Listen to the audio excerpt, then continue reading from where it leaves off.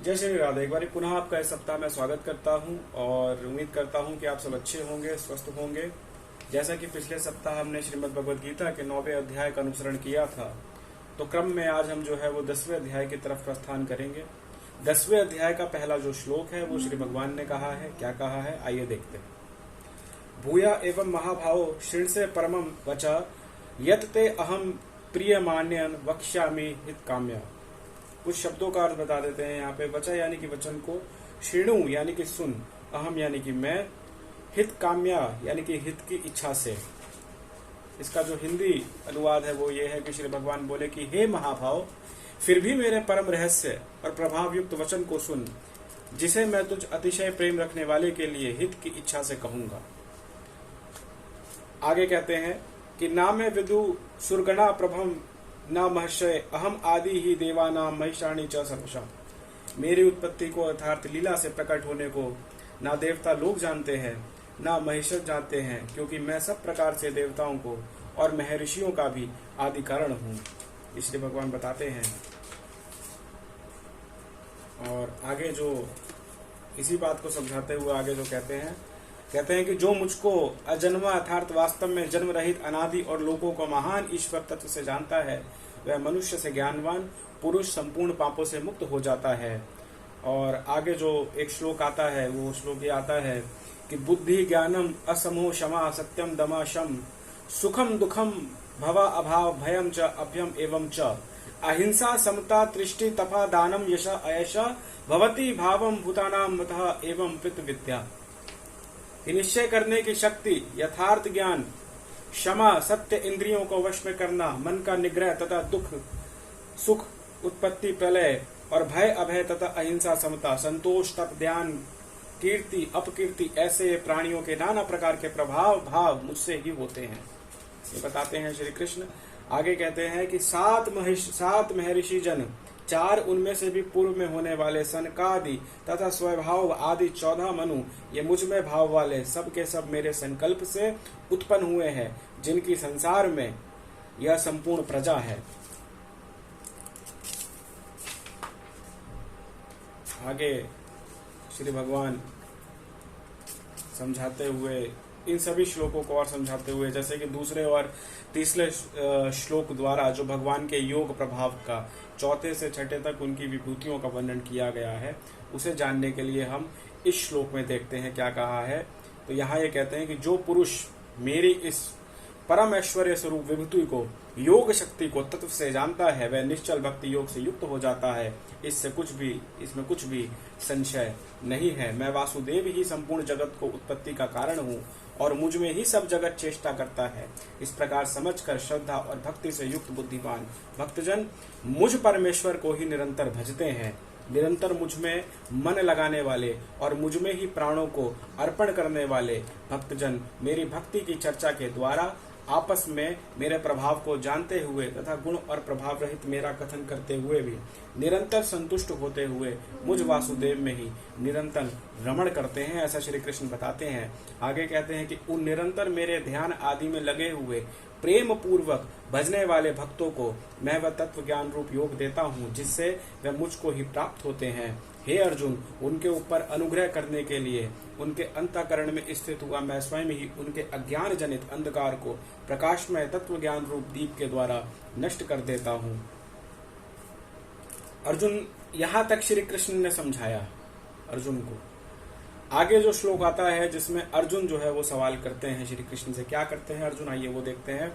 अर्जुन कहते हैं कि परम ब्रह्मा परम धाम पवित्रम परमम भवान पुरुषम शाश्वतम दिव्यम आदि देवम अजम विभुम आहु त्वाम ऋषिया सर्वे देव ऋषि नारद तथा आसित देवल व्यास स्वयं च एवं प्रविशि में। अर्जुन बोले कि आप परम ब्रह्म परम धाम परम पवित्र हैं, क्योंकि आपको सब ऋषिगण सनातन दिव्य पुरुष एवं देवों का आदि देव अजन्मा सर्वव्यापी कहते हैं। वैसे ही देव ऋषि नारद तथा आसित और देवल ऋषि तथा महर्षि व्यास भी कहते हुए स्वयं आप भी मेरे प्रति कहते हैं। आगे वो कहते हैं, जो श्लोक आता है कि सर्वम एतम ऋतम मन्ये यतम मामम ददृशि वेश्वा नाही ते भगवान व्यक्तित्वम विदु देवा न दानवा।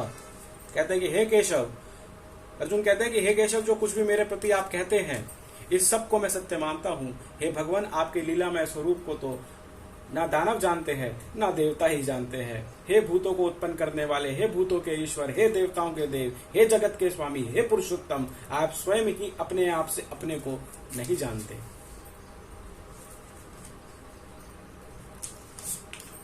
आगे कहते हैं, इसलिए ही आप उन अपनी दिव्य विभूतियों को संपूर्णता से कहने में समर्थ हैं, जिन विभूतियों द्वारा आप इन सब लोगों को व्याप्त करने में स्थित हैं। हे जनार्दन, अपनी योग शक्ति को और विभूति को फिर भी विस्तार पूर्वक कहिए, क्योंकि आपके अमृतमय वचनों को सुनते हुए मेरी तृप्ति नहीं होती, सुनने की उत्कंठा बनी रहती है। अर्जुन कहते हैं, श्री भगवान इस पे श्री भगवान क्या बोलते हैं, कहते हैं कि हे कुरुक्षेत्र, अब मैं जो मेरी दिव्य विभूतियां हैं उनको तेरे लिए प्रधानता से कहूंगा, क्योंकि मेरे विस्तार का अंत नहीं है। ऐसा श्री कृष्ण कहते हैं। आगे कहते हैं कि हे अर्जुन, मैं सब भूतों के हृदय में स्थित सबका आत्मा हूँ, संपूर्ण भूतों का आदि मध्य अंत में भी मैं ही हूँ।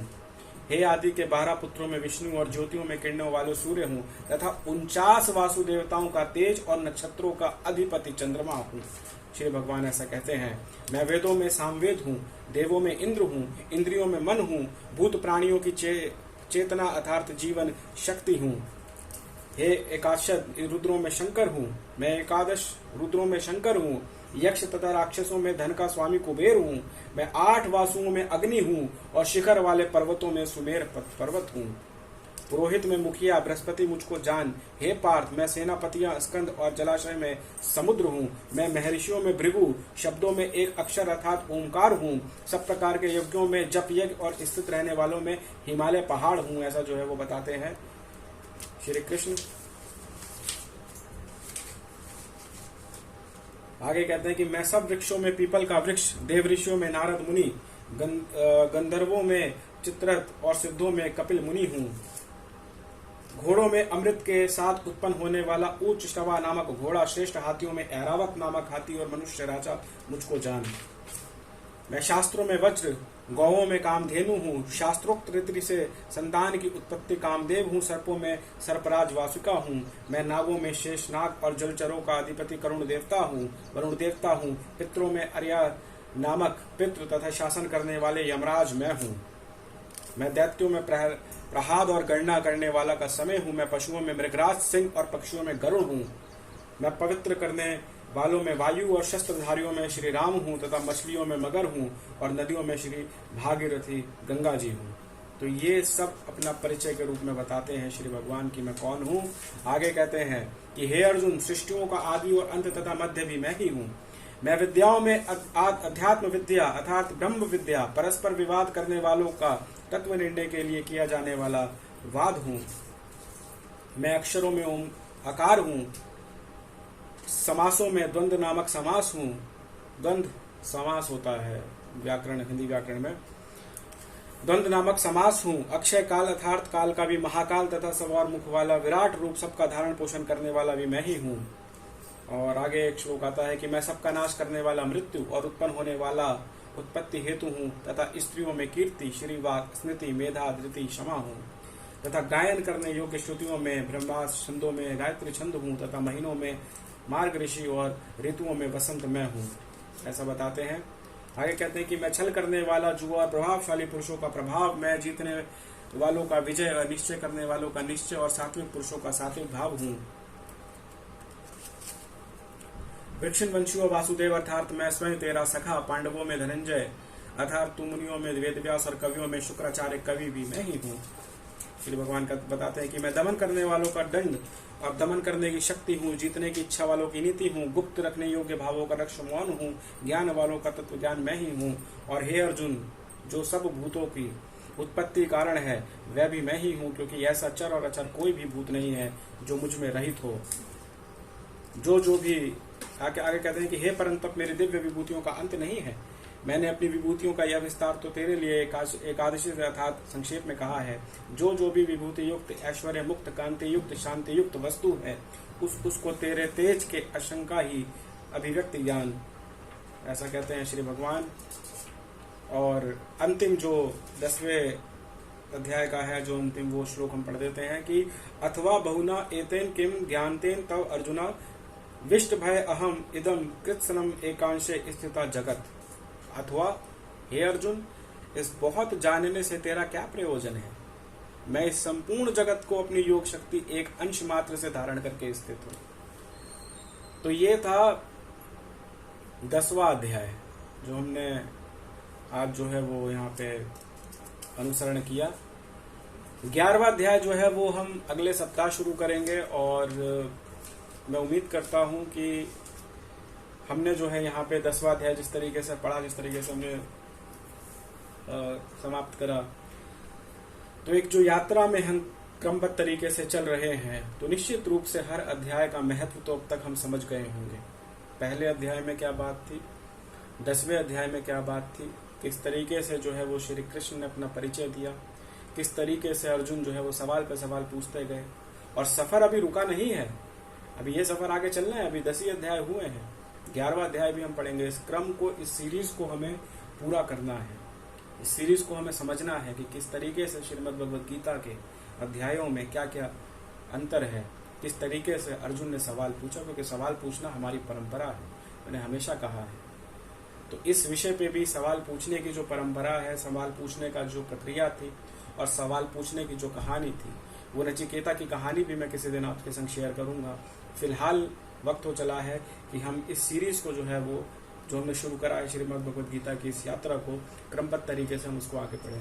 तो उम्मीद करता हूं मैं आपको पसंद आई होगी ये आज की वीडियो, और हम आपसे मिलेंगे अगले सप्ताह, इसी क्रम को आगे बढ़ाएंगे। तब तक के लिए ध्यान रखिए, मुस्कुराते रहिए और इस चैनल को देखते रहिए। जरूरी है चैनल देखना, ध्यान रखिए।